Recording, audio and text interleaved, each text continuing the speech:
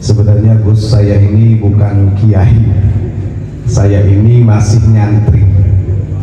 Saya ini asli dari Subang, kebetulan mondok di Malang di pondoknya Abuya Mama Gufron. Itu dari tahun 2005 akhir. Jadi sampai sekarang, sampai dinikahkan oleh beliau dan para ustaz jadi dinikahkan semuanya, diumrohkan oleh beliau, masih jadi santri. Alhamdulillah. Jadi sanes kiai Gus. Kalau kiai terlalu berat kalau kiai. Jadi alhamdulillah saya belajar ilmu dari Abuya Mama Gufron dengan sedemikian rupa. Luar biasa pendidikan beliau. Beliau ini salah satu murid daripada Kiai Haji Hasan Armin Cibuntu, Pandeglang, Banten, yang terkenal dengan Abuya Mama Armin.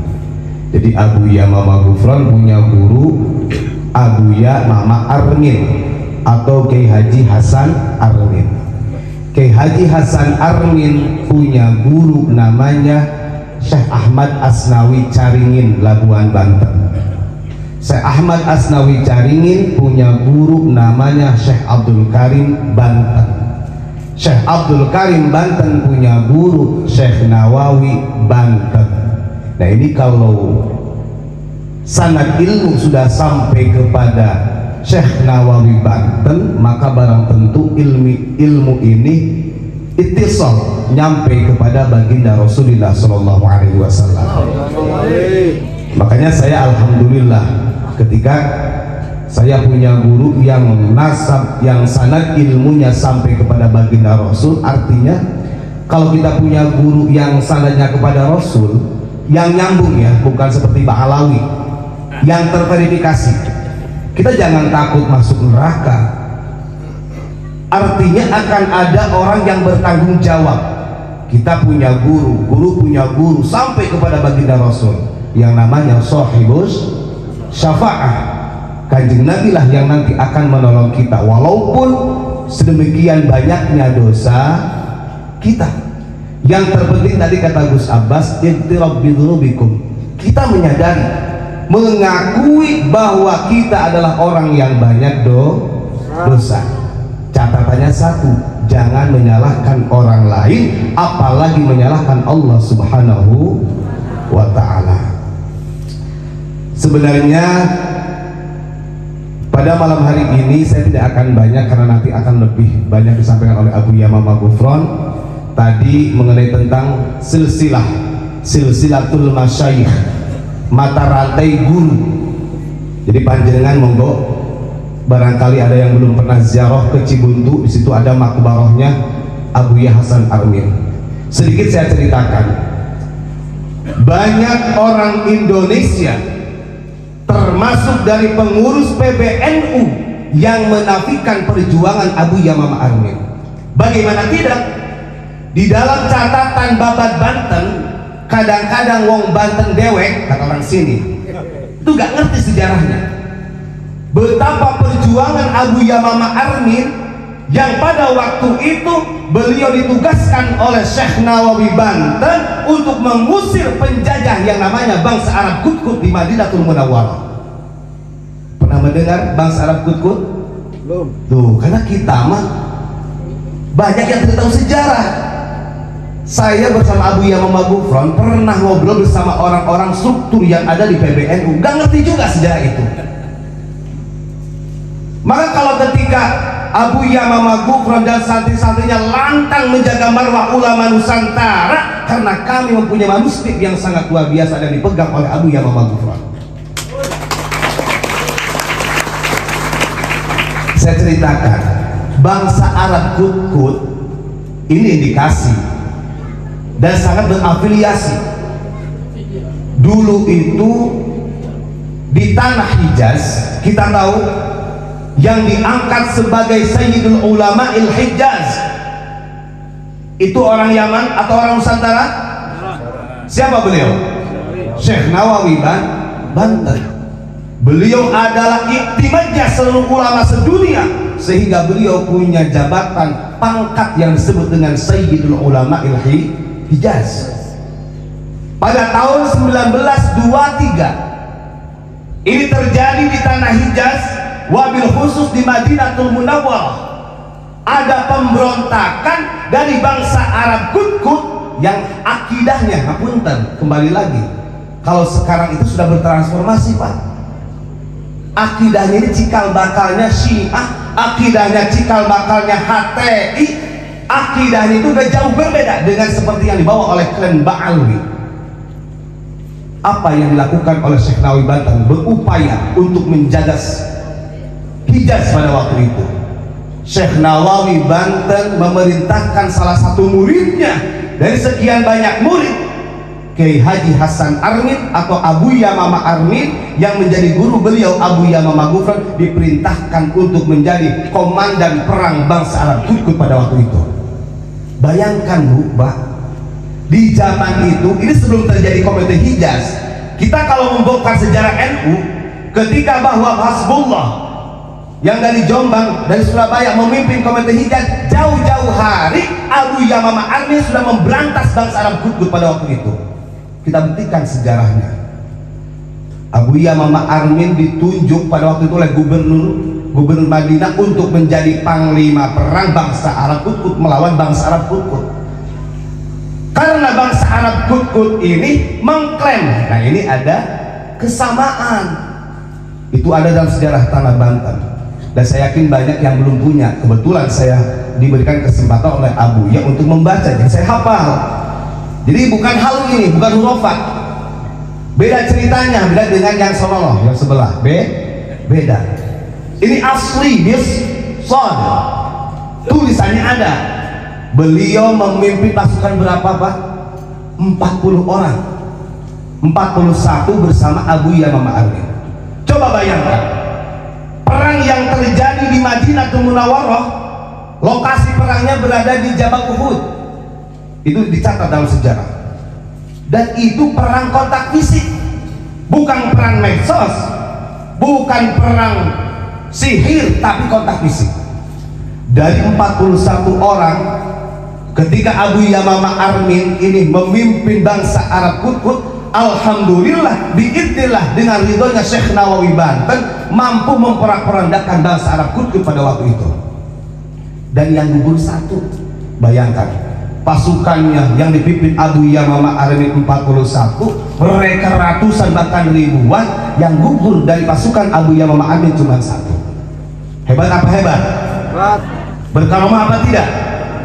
Berkaromah. Nah ini bentuk bahwa ulama kita itu bukan hanya peduli dengan negaranya sendiri, tapi dengan tanah Hijaz yang pada waktu itu makbarah Kanjeng Nabi mau dibongkar oleh Wahabi. Siapa kalau bukan ulama Nusantara yang berjuang? Betul apa tidak? Betul. Maka kita harus bangga. Itu yang pertama. Yang kedua, yang terakhir, karena tadi Gus Abbas sudah menyampaikan, sekarang ini sudah terbukti bahwa para habaib ini belum terverifikasi. Saya ingat di dalam Sunnah Abu Dawud yang pernah dibukakan oleh Abu Yamamah Gufron, ngapunten, kadang-kadang kita lupa, ada salah satu hadis Nabi yang menyampaikan bahwa di akhir zaman akan ada 3 fitnah yang sebelum kemunculannya Dajjal. 3 fitnah itu, yang pertama namanya fitnah akhlas, yang kedua fitnah sarrah, yang ketiga fitnah duhaimah. Monggo panjenengan yang pernah buka dalam Sunnah Abu Dawud jilid 2 di situ ada. Apa fitnah sarrah? Ini saya satu aja karena nanti takut kemalaman. Fitnah sarrah, kata Kanjeng Nabi, dakhaluha min tahti qadami rajulin min ahli baiti yaz'umu minni falaysa minni fa inna awliyai al-muttaqun, kata Nabi. Ada yang tahu artinya? Ini sedang terjadi. Fitnah sarrah itu adalah fitnah yang muncul dari orang-orang yang mengaku dirinya sebagai cucu Nabi.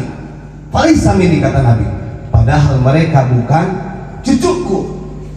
Fa inna awliyai al-muttaqun, kata Nabi, karena sesungguhnya dzurriyyahku, cucuku yang sejatinya adalah mereka orang yang bertakwa. Kembali lagi, inna akramakum indallahi atqakum. Artinya ketika ada orang yang mengatakan kami ahlul bait, kami adalah dzurriyyah Nabi, kalau antum tidak mencintai habaib, masuk neraka katanya. Padahal orang yang mengatakan juga belum tentu masuk surga. Ini namanya fitnah sarrah. Bayangkan kata Nabi, fitnah sarrah seperti ini, dakhanuha min tahti qadami rajulin min ahli baiti yaz'umu minni falaysa minni. Asapnya fitnah tersebut keluar dari mulutnya orang-orang yang mengaku cucu Rasulullah.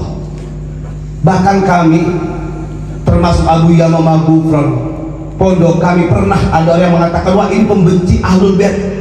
Saya bilang nanti dulu kalau dikatakan ahlul bait. Kalau mencintai ahlul bait ini bukan masalah hak dan tidaknya, wajib bagi kami yang bermadzhab Syafi'i.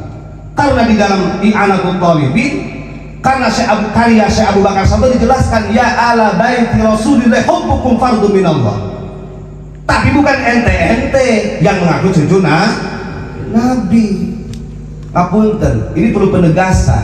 Siapapun kalau ada orang yang mengklaim dirinya sebagai ahlul bait yang memberikan fasilitas surga, bahasanya begitu, jangan percaya. Karena ahlul bait sejatinya yang diselamatkan oleh Allah, yang dijamin surganya cuman orang-orang tertentu yang tercatat di dalam kitab. Siapa beliau? Sayyidina Ali, Fatimah, Hasan dan Husain. Itu ahlul bait yang sesuai dengan innama yuridullahu yudhiba ankum rijsa ahlal baiti wa yutahhirukum. Itu ayatnya. Jadi bukan untuk Ba'alwi, bukan. Nah ini repotnya.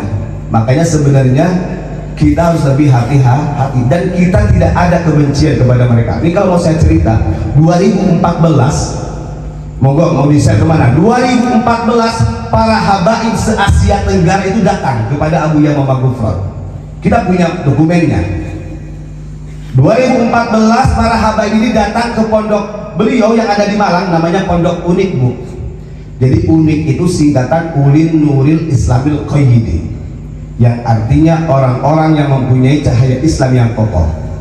Kalau dibalikin Unik menjadi Qinu, artinya Qayyidul Islam Nahdlatul Ulama. Kokohnya agama Islam adalah dengan kebangkitannya para ulama.